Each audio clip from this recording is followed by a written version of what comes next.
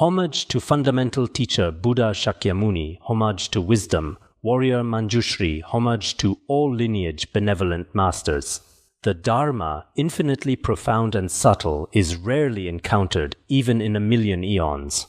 Now we are able to hear, study, and follow it. May we fully realize the Tathagata's true meaning. In order to liberate all sentient beings from samsara, please generate supreme bodhicitta. Now we will discuss the sufferings of samsara.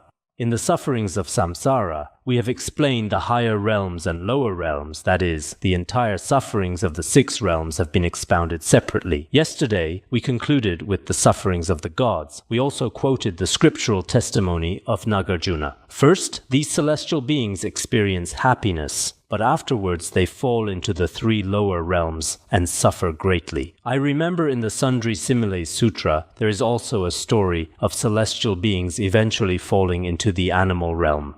Once the Buddha was going out with his retinue to seek alms, and he saw a sow in a filthy pit, an extremely fat sow surrounded by many piglets. It looked particularly filthy, stupid, and miserable. When the Buddha saw this animal, he smiled and emitted light, which then merged into his chest. At that moment, Venerable Ananda asked for the reason. Why? Because the Buddha generally doesn't smile without reason, unlike some of us. Sometimes we laugh foolishly for no reason. Sometimes we cry for no reason. Generally, the Buddha, whether speaking, crying, or laughing, doesn't do so without special reason. So Ananda asked the Buddha what was the reason. The Buddha then told the entire story. Countless eons ago, there was an old wealthy man who had a daughter of particularly beautiful appearance. After this daughter grew up, her wisdom, compassion, and various virtues and talents were perfectly complete. After growing up, she constantly contemplated samsara and the true nature of life, unlike ordinary worldly women. Ordinary worldly women eat, drink, and make merry, concerned only with their emotions and status, generally nothing else. But she was constantly contemplating various matters of samsara. Later, she posed a question to her parents, saying, "All flows like water currents, worldly joys and sorrows. From where do they originally arise, and when will they come to rest?" The meaning is, all worldly phenomena are like water currents, gone in an instant. Similarly, where do worldly suffering and happiness originally arise from, and when can they finally be brought to cessation? Her parents had no way to answer this question. Although they had wealth, their wisdom was limited, so they couldn't answer. Later, locally, she gathered many Brahmins and wise men, assembling people with wisdom and talent to pose questions to them. Among them was one person who didn't truly understand the doctrine. He didn't understand the teachings. Because he was greedy for her family's wealth, he began to speak nonsense. "I will answer the meaning of this question," he told the woman. "The question you asked, everything is empty and void, absolutely nothing." After he answered, indeed, this woman also began to contemplating that everything is nothing at all. The effect was quite good. Later, she was especially grateful to him, saying she benefited greatly. "Your answer was really excellent." Then she spent all day meditating in the state of nothing at all. After she died, because she had constantly practiced this, she was reborn in the sphere of nothingness in the formless realm. For 40 great eons, she remained absorbed in this kind of concentration. After that ended, she was reborn in the human world as a sow, an extremely ugly animal. It was precisely because at that time this woman didn't have sufficient merit and didn't meet a true spiritual teacher. If she had met a true spiritual teacher, she could have attained the path and achieved liberation. So the spiritual teachers we encounter are indeed particularly important. If you meet a worldly teacher, he might teach you some worldly emptiness, some simple worldly meditation methods. You might feel at the time that it's the true path to liberation, and quite good, but it becomes a cause for becoming an animal, not very meaningful. The Buddhist sutras also say that if a person has concentration but no wisdom, like her, this old sow would continue to wander in the animal realm. So from this principle, we should understand that we must comprehend emptiness and listen to the teachings on emptiness. Now, including some monastics and Dharma teachers who preach to others, either teach some some aspects of traditional culture, such as simple texts like Standards for Students or 1,000-character classic, or they teach others some simple human and heavenly merits. Release more life, eat more vegetarian food, create more merit, bow to Buddha, recite sutras. They don't mention the teachings on emptiness at all. Ultimately, beings' mind streams truly cannot transcend the 3 realms of samsara. This point is very important. Even cultivating some yoga, concentration, always practicing Chan meditation. If you practice Chan meditation all day, temporarily it can certainly bring our mind stream's conceptual thoughts to cessation and stop. But in the long term, whether one can truly achieve liberation from samsara is a particularly difficult matter. So even if reborn in the heavenly realms, one will still eventually wander in samsara. In the Buddha Charita by Ashvaghosha, it says, "The wheel of the 5 paths of birth and death revolves like the many stars rotating. Even the gods undergo change. How could humans remain constant?" The meaning is that the samsara of the 5 paths of birth and death is like many stars rotating in space. Even the beings in the highest heavenly realms eventually undergo change, finally falling into the animal realm or becoming fuel in hellfires. So needless to say about beings in the human realm, human bodies, appearances or lifespans compared to celestial beings are simply incomparable. Therefore, from our hearts, we should develop renunciation or disillusionment toward this world, including the celestial beings. Now, many worldly religions, after leaving this world in this lifetime, wish to be reborn in the heavenly realms. They consider the heavenly realms to be the highest state. Making such aspirations temporarily is not necessarily wrong, but if you truly believe it to be ultimate liberation, actually it cannot liberate you. So many worldly religions now, as I mentioned the other day, are like the human and heavenly vehicles mentioned in the Lankavatara Sutra. After practicing the 10 virtues, being reborn in the desire realm heavens, form realm heavens, or the highest formless realm heavens, you still have to fall down. Like a large stone rolling down from a mountain, it will eventually fall to the ground. It cannot stop midway. Similarly, as long as you are an ordinary being, if your afflictions and cognitive obscurations continue uninterrupted, not burned clean and destroyed by the fire of wisdom, realizing emptiness, then once the conditions are complete, when moisture and sunlight are sufficient, seeds will naturally grow. Similarly, your afflictions are bound by ego clinging, and various karmic forces irrigate them with moisture. After this, they will naturally grow. You will continuously wander in samsara, never able to transcend this space of samsara. So for those present, what's truly crucial is that we must always have the mind of liberation while in samsara, the only method for liberation. On one hand, renounce samsara. Don't have attachment or longing for it. You should want to leave and then abandon it completely, so that after we leave this, we never want to come to the world again.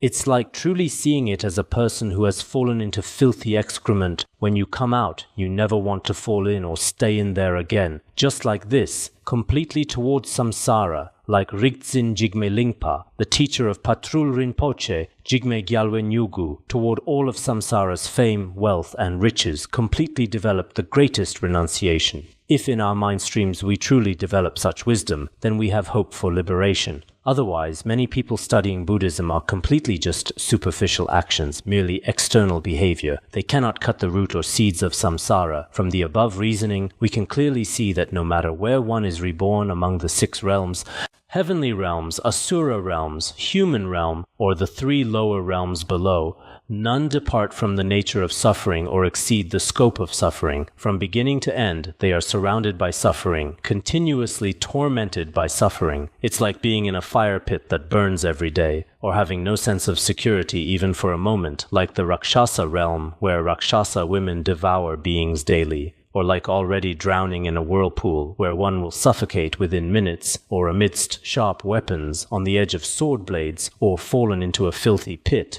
There cannot be even the slightest happiness. There's absolutely no opportunity for even the slightest peace. Completely in what some sutras describe as the Rakshasa realm, others as a nest of poisonous snakes. What I just mentioned from Buddha Charita, composed by Ashvaghosa, says the same. Like dwelling together with poisonous snakes, how could there be even a moment's joy? A moment means one instant. How could there be a moment's happiness? Wise people see the world as surrounded by blazing fire. Intelligent people see this world as truly surrounded by raging flames. When you see flames rolling all around you, do you have any sense of peace within? Absolutely impossible, not even temporary peace. Completely in suffering, completely in terror. Wise people will want to leave the cycle of birth, aging, sickness, and death. The Sutra of Sublime Dharma of Clear Recollection also says, hell beings experience the fires of hell, hungry ghosts experience the suffering of hunger and thirst, animals experience the suffering of devouring each other, humans experience the suffering of short life. Asuras experience the suffering of conflict, heavenly realms experience the suffering of carelessness. Samsara is like the tip of a needle. There is never any happiness anywhere or any time. We have already extensively described this. That hell beings experience the suffering of cold and heat, freezing cold and blazing heat. Hungry ghosts day and night suffer from hunger, cold, and thirst. Animals are ignorant and are also used by humans. They devour each other. The large eat the small, and the small also pierce the bodies of the large. Humans have birth, aging, sickness, and death, and cannot avoid the three great sufferings. Asuras are constantly fighting day and night. There's never a moment of peace. The heavenly realms spend each day in carelessness, scattered attention, and laziness. In summary, all of samsara is like being impaled on a needle's tip. There cannot be even an instant, even a moment of happiness. Everything is completely in the waves of suffering. Maitreya also said, in the 5 realms there is no peace, just as there is no wonderful fragrance in an unclean room.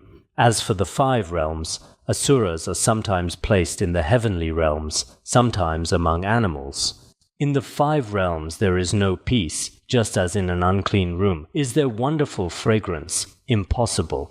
Guru Rinpoche Padmasambhava also said, the Buddha said samsara is like a needle's tip. There is never a time of peace. Even the slightest happiness turns into suffering. The Buddha said in relevant sutras that all of samsara is like a needle's tip. There is no time of happiness. There is no time of even a little peace, no time of happiness. Even if there's a little temporary happiness that appears to ordinary people, actually this happiness is completely a kind of suffering of change or conditioned suffering. Today you're very happy, but in an instant you experience various sufferings every day. Previously, the Sutra of the Wise and the Foolish said, all is impermanent, all that is born will die. The 3 realms are all suffering. Who can find peace? The 3 realms are all oceans of suffering. Who obtains peace? All phenomena are completely impermanent. After you are born, ultimately, whether your lifespan is long or short, in any case, you will depart very quickly. It's truly frightening. Sometimes when we see the true face of the world, we truly cannot help but develop renunciation towards samsara. Seeing so many disasters in the world occurring every day, from these worldly disasters, we should have some feelings about samsara. Not to mention many years ago. Recently, you see, a while back, there was a great drought in the southwest. Yunnan, Guizhou, Sichuan, nearly 5 provinces and cities were affected. About 50 million people, basically over 100 million people were affected by disaster. They had no water to drink. Countless animals all died from lack of water. Extremely painful. Many people tried every possible method to relieve this suffering. For example, they dug 1,000 wells, but at most 200 wells could produce a little water. Recently, there's been no way to solve this. The drought area may be getting wider and wider, affecting other provinces and cities too. A couple days ago, on March 28th, over 150 people were trapped in a coal mine in Jiangxi. Of the 153 people, some were rescued, some bodies were found, and some are still being searched for. This happened in Han Chinese areas. Looking at the world, on April 10th in Poland, including the president and his wife, as well as the foreign minister and central bank governor, including the chief of staff, navy, air force, and special forces. A total of 96 people died in a plane crash, all dead.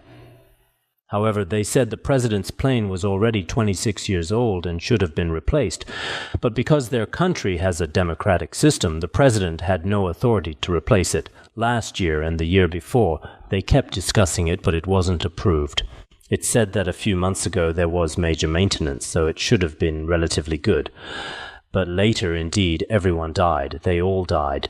So their country has now legislated that in the future, so many officials cannot travel together, otherwise the entire country would be paralyzed. Because the high-ranking officials from various departments, over 80 people were all senior officials, had already left the world very quickly. This morning, at about 7:49 a.m., a 7.1 magnitude earthquake occurred in Jiege Town, Yushu Prefecture, Qinghai. In one day, I just saw in some afternoon reports, they've now found bodies of possibly over 400 people with over 10,000 injured. They're still searching. Many communication facilities have been cut off, so there's no way. The number of people discovered later should be much higher. So today, everyone, the monastics together recited prayers, chanting Avalokiteshvara's mantra and Amitabha's name for dedication. Including in the future, when people hear the Dharma I teach, I hope many connected beings will help these deceased victims through the power and blessings of Avalokiteshvara and Amitabha Buddha. May they quickly be freed from suffering and find happiness. Actually, these people are very pitiful. When they never expected it, such disasters suddenly occurred. Some people now say that earthquakes and various disasters occur frequently, indicating the end of the world has arrived. There are such sayings in the world, but I don't think it's necessarily so. One or two events don't indicate the end of the world. Actually, humanity has now entered the 21st century, and indeed, in terms of external material life, development has been quite good compared to previous years. But human desire and greed are limitless, and the amount of killing of sentient beings is terrifying. Previously, I went to Qinghai area, killing yaks, sheep, various animals. Unlike before, even when Tibetans killed, they only used manual methods to kill 1 or 2 cattle, but now it's not like this. Some high-tech machines kill hundreds upon hundreds. All depart from this world in an instant. So when people's greed and desires become stronger and stronger, we should say that external disasters will continuously occur. So, thinking from all aspects, not to mention the conditions of heavenly and Ashura realms, which we cannot see, but from many examples we can hear and witness now, this world we live in, or our human realm, is there happiness? There should be none. Sometimes thinking about samsara, even if you temporarily feel some happiness, this happiness is like dewdrops on green leaves. It's shattered in an instant, gone in a moment. Such is its nature. Therefore, from this principle, we should develop genuine renunciation from our hearts. We should carefully contemplate such teachings, silently thinking, in this samsara of birth and death, from the highest summit of the 3 realms, the sphere of neither perception nor non-perception, down to the hell of ultimate torment, no matter where one is reborn, there is neither the slightest happiness nor any real meaning. What meaning is there in human life? We can think about it. If one doesn't achieve true liberation, being busy for livelihood all day, what truly ultimate matter is there? Therefore, we must completely cut attachment to samsara, like a person with gallbladder disease seeing greasy food, not developing longing or aspiration. Regarding all the sufferings of samsara, we absolutely cannot limit ourselves to superficially listening to teachings and understanding. Verbally, everyone says 3 realms of samsara, liberation from the ocean of suffering. Dharma teachers say it, lay practitioners say it. Ordinary worldly people say, life is suffering, the 5 aggregates are empty. They can say it verbally. But truly developing renunciation towards samsara in our hearts is extremely important. We must experience these sufferings from the depths of our hearts. We must reach the level of unwavering conviction, not superficially, but from the heart. Oh, samsara truly has no real meaning. In the future, I absolutely must not be reborn in samsara. Once one comes to samsara, not to mention ordinary beings, even noble bodhisattvas may be tainted with some suffering. It's very difficult. Many bodhisattvas have said before, as long as one comes to this samsara, no matter what, one will experience suffering. Previously, Dampadeshek of the Kathok lineage, when he passed away, was said to be an 8th level bodhisattva, but while in the world, he also manifestly experienced some suffering. From his biography, he also accepted suffering like worldly people normally do. So needless to say about ordinary beings, coming to samsara is definitely suffering. Some people say, you'd better not enter prison first. Once you enter prison, those guards will definitely beat you. A while ago, some young men from our area got into fights and were taken to the police station. Later, they didn't want to enter prison. They used various connections and came to me. After I spoke with those leaders, they agreed that detention for 15 days would be enough, saying, we absolutely won't beat them. A couple days ago they just came out. I asked, were you beaten? Oh my, who says they don't beat you once you enter prison? We were beaten. Those people are really bad. It's like this. As long as we're drowning in samsara, there is no happiness. From the heavenly realms above to the hells below, as long as one comes to this world, one will definitely suffer. On the surface, some people seem very happy, cheerful, and good, but actually they just don't show it. In their hearts, there are still endless, indescribable various kinds of suffering and afflictions definitely present. Therefore, truly developing renunciation from our hearts is extremely important. If one already has deep conviction, there's no need to deliberately guard against negative actions or rejoice in virtue. One will naturally abandon evil and practice good. If we have particularly firm renunciation in our mind stream, then there's no need to deliberately pretend on the surface. Today I'll meditate well, recite sutras well, putting on an act when seeing others performing some virtuous deeds. Absolutely unnecessary, because if you truly have renunciation in your mind stream, you'll definitely be diligent every day and won't sleep in. Because we don't have true renunciation in our mind stream, all our actions are attachment to this life. Why are there so many busy people in the world, needless to say about worldly people, including some Buddhists? Why is their power in practicing virtue so weak? Including daily prostrations and practicing virtue, everyone feels, my body is tired, I can't do it, my mind is such and such. Often they don't practice virtue. Why? It's because we truly lack sufficient renunciation in our mind stream. Once renunciation is sufficient, naturally practicing virtue becomes for them a major task they must do. They'll definitely do it. Next, a story is told. An example is given. In the Buddhist Sutra of the Great Heap of Jewels, there's this story of Nanda's ordination. It's also in Sutra of the Collection of the Original Acts of the Buddha. I've looked at it. The story details seem to differ slightly, but actually this story is very famous. Whether regarding ordination or studying precepts, the issue of renunciation, without renunciation toward all of samsara, many practices become merely superficial. Below is such an example. In the Buddhist sutras, the accounts in two texts differ slightly, but actually the meaning is basically much the same. Long ago, the world-honored one's brother Nanda was attached to his wife, called Pundarika, also called White Lotus or Sundari. In some Chinese texts, it's written as Sundari. After they married, their affection was very deep. They mutually vowed never to separate for their whole lives, extremely unwilling to part. At the same time, they were both unwilling to ordain. Later, the Buddha used various skillful means to bring him into the Dharma. Once the Buddha discovered that the time and conditions for his conversion had ripened, he then went with Ananda and others to the city to seek alms. They went to Nanda's house along the way. At that time his wife was applying makeup. Nanda offered them some food and honey. The honey was given to Ananda to take back, but Ananda didn't accept it. So he prepared to accompany and send the Buddha and Ananda on their way. His wife requested of him, "If you're going, hurry back to me.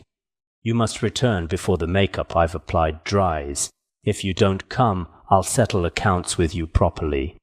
Then he followed the Buddha and went, sending them to the monastery. The accounts differ somewhat. He put the things there and prepared to bid farewell and return. The Buddha told him not to go back, to wait for a while. Then he asked him to ordain. Nanda said, "I absolutely will not ordain. I don't want to. I can't bear to leave my wife." After the Buddha spoke with him, because of the Buddha's past life merit of respecting elders, he finally didn't dare refuse and prepared to take vows. Actually, the Buddha forced him to ordain. When preparing to shave his head, they called a barber. Nanda said, "Don't come near me. Whoever cuts my hair, I'll fight desperately." He prepared to punch him with his fist, so the barber didn't dare. One story says the Buddha called him over, "Welcome," and his hair and beard fell off by themselves. He had no choice but to ordain. There's also this account. Some say because of the Buddha's power. Finally, the Buddha had the barber shave his head. He didn't dare resist and reluctantly had it shaved. In any case, he was already ordained. After ordaining, Nanda's merit was actually great. The Buddha had 32 marks, Nanda lacked 2 and had 30 marks. After he ordained, like some monastics in our world, he felt that seeing the Buddha was quite majestic, so he made his own robes exactly like the Buddha's. When he frequently appeared among the monks, many monks thought the Buddha had come and were startled. But it was Nanda. Many people had complaints and later told the Buddha. They said it shouldn't be exactly the same as the Buddha's robes. Later the Buddha established that while the Buddha was alive, one couldn't wear robes identical to the Buddha's. When preparing to go out for alms, Nanda, being newly ordained, applied eye cosmetics, carried an umbrella, and wore leather shoes, wearing especially beautiful clothes, holding an umbrella, carrying his bowl, preparing to seek alms. At this time, many monks also complained and told the Buddha, "The way Nanda acts is undignified for a monastic." Later, the Buddha also established that generally monastics should wear discarded cloth robes. When going to beg for alms, or one cannot hold a bowl while carrying an umbrella, or wear leather shoes, etc. All these were established one by one. Also, because Nanda constantly missed his wife, whenever he had free time, he would paint beautiful women all day long. Many monks saw this and again told the Buddha. Later, the Buddha said that generally monastics cannot casually look at pictures of women or personally draw such images, otherwise they'll develop desire, etc. Later, he kept thinking about whether the Buddha would go out. When the Buddha went out, he would definitely go out to see his wife. Once, when the Buddha finally went out, he had Nanda watch over all the monks' rooms. First he had him clean thoroughly, then close any open doors after finishing. He thought he could quickly get the cleaning done, then prepare to go out, so he began sweeping frantically. After sweeping one side, dust would appear on the other side. It would take a very long time. Also, when he carried water, carrying one bucket here, when he prepared to carry another bucket, the other bucket would tip over. He was constantly busy beyond measure. Afterwards, he thought, forget it. I'll deal with it later. Let me close the doors first." But when he closed one door of the monks' quarters, another door would naturally open. Later he thought, "Oh, forget it. No matter what, if thieves come and things are stolen later, my family has plenty of money. I'll compensate." Then he stopped closing doors and began going out to his house. On the way to his house, he thought, "If I go by the main road, might I encounter the Buddha and the Sangha? I'd better take the small path." When taking the small path, suddenly the Buddha appeared from far away, coming along this path. He really had no choice. There was a tree there, so he hid behind the tree. Through his supernatural powers, the Buddha gradually made the tree fly into the sky. Finally he was exposed. Then the Buddha brought him back, possibly twice. Once he hid under a cliff, but finally was also exposed. After the Buddha brought him back twice, his attachment to his wife still hadn't been eliminated. He constantly thought, when will I be able to see her? Perhaps his wife was also waiting all along. Earlier, it was said that she wanted him to return before her makeup dried. Surely now the makeup was not only dry but had completely disappeared. Although he had already ordained, he didn't study the precepts. He kept thinking like this every day. Just when he was preparing to slip away, the Buddha, relying on various supernatural transformations, took him to Snow Mountain, also called Fragrant Intoxication Mountain. Pointing to a blind female monkey there, he asked him, "This blind monkey and your wife Sundari, which one is more beautiful? Which one looks better?" Nanda replied, "Of course it's my wife, 1,000,000 times incomparable to her." Please don't say such things. They cannot be compared. This blind monkey is particularly ugly, 1,000,000 times incomparable to her. Then the Buddha said, in that case, through supernatural powers and other means, let me help you develop renunciation in your mind stream.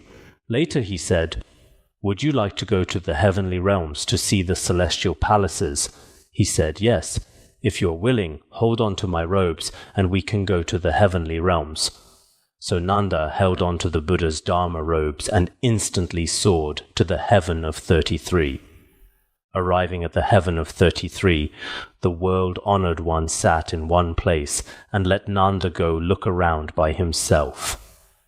Nanda wandered through various gardens and palaces in the heavenly realms. He saw that everywhere gods were in their respective infinite palaces, surrounded by groups of goddesses, enjoying inconceivable heavenly bliss. Finally, he came to a palace hall without any god, where he found many goddesses but not a single god. Nanda was puzzled and couldn't help asking what the reason was. The goddesses said, in the human realm there is the world-honored one's brother Nanda. If he maintains pure precepts, he will be able to be reborn in the heavenly realms in the future. These goddesses and celestial palace are all prepared for him. At that time, Nanda was extremely happy. He said, I've already come. No need for the future. I'm willing to stay here now. Then the goddesses told him, that won't work. You must go back down now and truly maintain the precepts. If you don't maintain the precepts, just wanting to stay here won't allow you to remain, because truly being reborn in the heavenly realms requires long-term precept keeping and concentration. Much effort is needed. This time you came relying on the Buddha's concentration power and supernatural power. It's not possible. It's like some tourists who go to monasteries and want to ordain there. I want to ordain. But that won't work. You still need to go out and handle the relevant procedures. Without doing this, just wanting to stay might not be so easy. So at that time, the goddesses didn't permit it and had him return.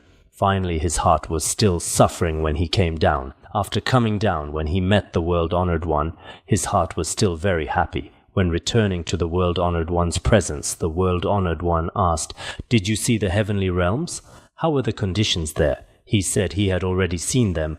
Then the world-honored one asked again, "The goddesses and your wife Pundarika, which one looks better? Which one is more beautiful?" Nanda said it was the goddesses. In comparison, that white lotus is exactly like the blind monkey from before. There's truly a world of difference. I originally thought the beautiful women in the human realm were very attractive, but compared to the goddesses, they really can't be compared.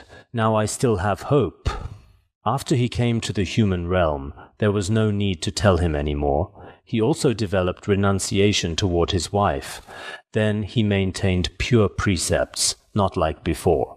He was very conscientious, constantly maintaining pure precepts. At this time, the world-honored one told all the other monks, "Nanda ordained only to be reborn in the higher realms and obtain merit.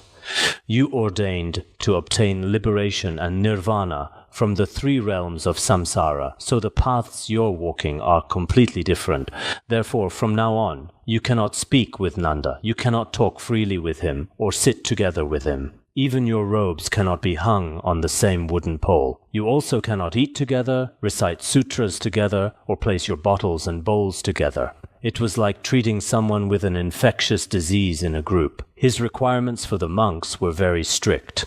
As a result, because the monks constantly ignored him, his heart was very distressed. He thought, "The other monks have abandoned me. There may be some reason for this, but Ananda is my brother after all. He should care for me." So he went to Ananda. At that time, Ananda seemed to be sewing clothes. Unexpectedly, Ananda was the same as the other monks.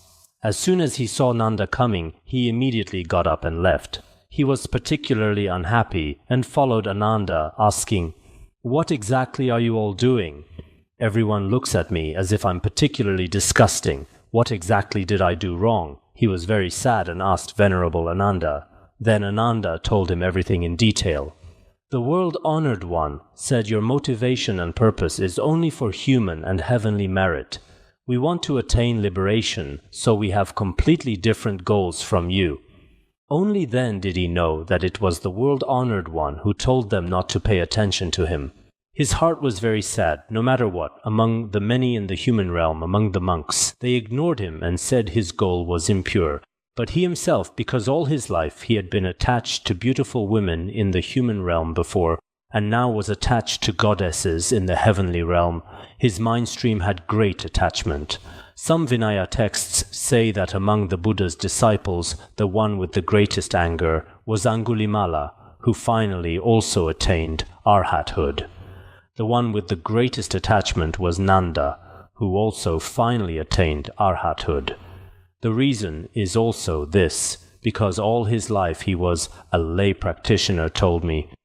Everything else about me is fine, but emotional problems have always ruined me for a long time. I particularly hate this emotion. So Nanda was also very hurt and very sad. At this time, the world-honored one told Nanda, "Do you want to go see hell?" Nanda replied, originally when he was very painful, "Going there would be fine. I'd like to visit hell too." Then the Buddha told him, "If you really want to go, hold on to my robes again. I'll use supernatural powers to take you to hell." Then they went to hell together. When they arrived in hell, he let Nanda go, look by himself. Nanda went and saw the entire hell scene, cutting, killing, suffering, all kinds of torments. The Buddhist sutras say that he saw many hell beings experiencing various kinds of suffering. Some had their bodies completely cut apart. Some were being destroyed in large cauldrons. Seeing so many situations at that time, he was particularly afraid. Seeing each situation, he was particularly terrified. Then he looked one by one. Finally, he saw an empty cauldron in one hell realm. Below it burned raging flames, with many hell guards surrounding it. He couldn't help asking, "There are no sentient beings in the cauldron. You're just burning an empty cauldron. Won't it burn through?" "What's the reason?" he asked them. The hell guards told him, "We're now waiting for someone." He said, "Who are you waiting for?" "The world-honored one's brother Nanda maintains precepts to obtain human and heavenly happiness. Then he'll be reborn in the heavenly realms. After enjoying heavenly bliss, when his good karma is exhausted, he'll fall into this." After hearing this, he was extremely frightened. One sutra says that some hell guards had already recognized him. "Oh, you've come now." Then they prepared to seize him, but he said, "No, I'm returning to the human realm now." In the heavenly realms, he wanted very much to stay but couldn't. But in hell, the guards welcomed him to come early to constantly experience suffering, but he ran away saying, "No, I still need to go back." Then he ran back. His heart felt particularly afraid. Returning to the human realm from then on, the Buddha also asked, "Did you see it?" He said, "I saw it." "How was it?" He said, "Too frightening.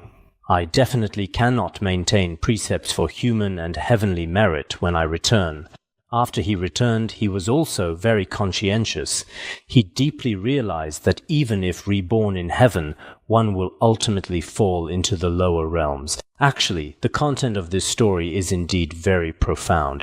Each of us must understand such principles. The results of higher realms likewise have no real meaning. Genuine renunciation arose in his mind stream. At that time he truly felt that no matter where in the three realms of samsara there is no true happiness. At that time genuine and unmistaken renunciation arose. So when we discuss the Vinaya, when first ordaining and receiving precepts one doesn't necessarily have renunciation, at that time perhaps many people might seek to obtain some kind of happiness, especially those who haven't studied and reflected before. There's a kind of happiness, including myself when I first ordained. I seemed to feel that monastics were very dignified, that monastics seemed very pure. I had such a purpose. I didn't think about the three realms of samsara. Many things I didn't think about. Some monastics even want to be reborn in heaven. They have such purposes. Therefore, even if one lacks renunciation at first, does one receive the precept essence? According to some Vinaya masters, one should receive the precept essence. Why? Because initially Nanda hadn't developed true renunciation either. He maintained precepts due to the Buddha's force or to be reborn in heaven. But finally, he truly developed firm renunciation, precisely because he had personally witnessed all the conditions of hell. Afterwards, his pure precepts and discipline were spotless. He never violated even the subtle training rules, because he had truly seen the conditions of hell. From then on, he had no choice but to be careful. He would definitely be especially careful. So in the world-honored one's teachings, Nanda was foremost in guarding the sense doors, that is, in subduing the sense doors. He paid particular attention to the precepts. Among all disciples regarding Nanda's maintenance of pure precepts, originally his attachment was so severe. His attachment to his wife and to goddesses was so intense, but later, after truly seeing the conditions of hell, he was fundamentally transformed. Many of our Dharma friends, when they were householders before, had extremely blazing afflictions in their mind streams, but after ordaining, there are indeed earth-shaking changes, including their behavior and mindset. Many afflictions naturally subside. This is the power of the Dharma. Everyone should be able to obtain it. But many people in the three realms probably lack this ability. So we now indeed need to see the suffering of the three realms. This point is very important. For noble beings it's easy, but ordinary beings don't know the suffering within. So the Buddha said in the Sutra on Cause and Effect in the Past and Present, the Bodhisattva, with divine eye, observed the 5 paths. The 5 paths refer to the 5 paths of the 3 realms of samsara. He arose great compassion and reflected, in the 3 realms there is not a single pleasure. There is such a scriptural citation. When the Buddha observed the conditions of the 5 paths with divine vision, there wasn't one that didn't arouse compassion, seeing beings doing meaningless things every day, knowing there isn't a drop of happiness to speak of in the 3 realms. But do ordinary beings know this? They themselves have no idea at all. Some people, for example when drinking alcohol and already intoxicated, feel they're already very happy, but actually they're taking madness for happiness. I seem to remember it's also said in the Mahaprajna Paramita Sutra, foolish beings are attached to dwelling in the 6 destinies. In the burning house of birth and death, they don't know how to escape. Ordinary beings are attached to the 6 realms of samsara, treating it as a garden, treating it as a place of happiness. No, they're extremely foolish. But the true samsara of birth and death is actually like a burning house or an ocean, a whirlpool, or what we discussed before, forests of weapons, etc. There's no difference from these at all. When wise people see this, they cannot help but develop renunciation. But fools are constantly attached. So many of us present, through this study of the words of my perfect teacher, should see through this life from within our hearts. Many great masters in the Han region and the teachings of some enlightened ones say, after seeing through, let go, see through, be at ease. After we completely see through, we can let go. Or after letting go, we can see through, then attain ease. When seeing through, what do we see through? See through this life, all the glory, wealth, and riches of this lifetime. See through future lives, all the various things of the 3 realms of samsara. If you see through this life, but want to be reborn in the heavenly realms in future lives, to be reborn more beautiful and wealthy, then actually you haven't seen through either. I think so-called seeing through doesn't necessarily mean your family property and wealth of this life. Just as explained in 3 principal aspects of the path, precious human life and impermanence, see through this life, suffering of samsara and karmic cause and effect, see through future lives. Seeing through this life and future lives naturally generates genuine renunciation. With renunciation, any dharma becomes easy to accomplish. Without this point, it's indeed very difficult. But now many people in cities study Buddhism for the blessing of peace and happiness in their lives. Buddha, you must bless me. I'm offering you 100 yuan today. You must remember, wherever I go all the time, I often call your name. You should also often open your eyes and look at me. If there are unsafe things on my road, you must sweep them away for me. I heard of a leader who put 100 yuan in front of a Buddha statue and said this. So does his purpose have renunciation? Definitely not. He just wants to go wherever he wants. Especially in the process of corruption, he probably must succeed. Just joking. I don't dare say such things, right? It should be. Nowadays, corruption phenomena are quite serious. So truly gaining liberation from samsara is very important for practitioners. For worldly people, they're numb and insensitive to this matter. We often see so-called Buddhist practitioners. Many are only superficial, only external, without deep understanding. Not to mention the great perfection and great middle way.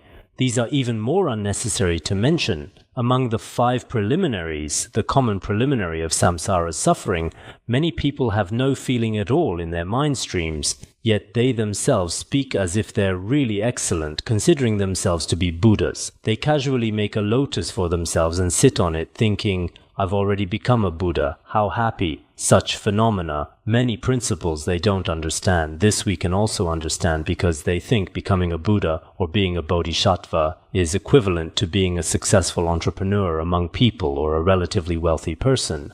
Beyond this, there may be no merits to speak of. They may think this way, but those of us who truly study the Dharma deeply should have in our mind streams faith in the Buddha, renunciation towards samsara, and compassion for sentient beings. Within such a framework, our practice should have some hope. Otherwise, it may just be theoretical talk. Actually, the true Buddha path could be said to be quite distant, so when everyone studies and practices, you should examine your own heart. No matter how much you say, it's useless if you truly want. From Nanda's story just now, we also know our direction and goal of study, whether you're a monastic or lay practitioner. Oh, originally in the 3 realms of samsara, one must indeed attain transcendence before there can be eternal happiness. You'll understand this principle. So, in the Han region's ritual of refuge and reverence for the disciples of Shakya, it often says, in heaven and earth, I alone am honored. The 3 realms are all suffering. There is no happiness. So the Buddha came here. In this world, the only Holy One is the Buddha. The ocean of suffering in the 3 realms actually has no happiness. Each of us should also know this point. Especially the Buddha indeed told us the true principle that the 3 realms are all suffering. Apart from this, no other religious leader or worldly Brahmins or Brahma gods have spoken this truth. Of course, this truth is very profound. Except for those with karmic connections, others cannot accept it. Good. We'll stop here.